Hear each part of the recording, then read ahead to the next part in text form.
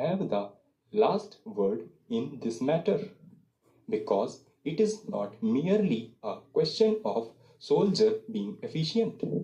There may be other matters to be taken into consideration. I am happy to think that no personalities have been introduced, because if the minister were to pursue the same line as those of the critics and drag the officer in, it would not be in his interest.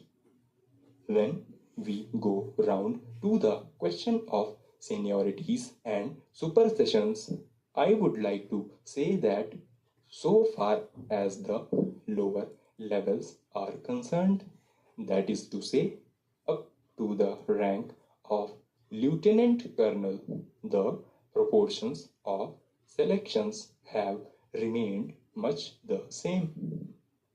There is a variation of 2 or 3% each year over the last 5 or 6 years, but it is more or less a mechanical process. When we come to the selection of lieutenant generals in the Indian Army, it is done not by the selection boards. This is done on the recommendation of the Chief of the Army Staff. The Prime Minister offered in the other house on a previous occasion for them to come and see the papers, rather unusual, but he, as the head of the government, is free to do so. While the offer was open, no one turned up. One person asked to come and we arranged it, but nothing happened. In any case, a lieutenant general is appointed by government on the recommendation of the Chief of the Army Staff.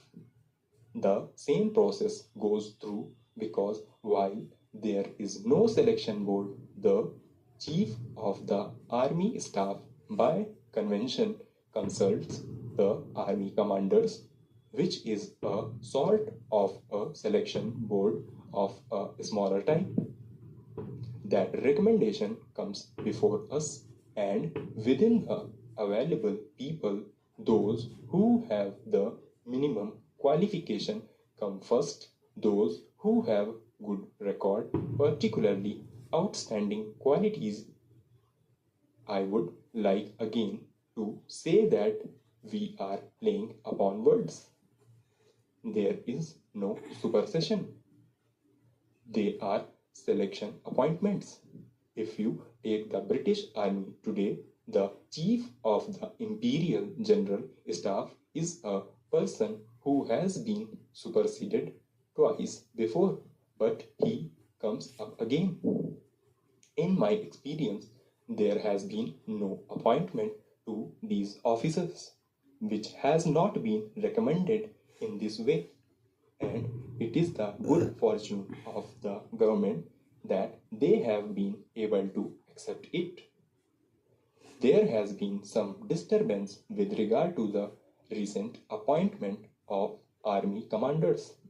Army commanders by convention have been appointed by government even without reference to the Chief of Staff by selection of 2 or 3 people, but in this case discussions and consultations have taken place, and I am quite free to say that there is nothing in this appointment which merits criticism.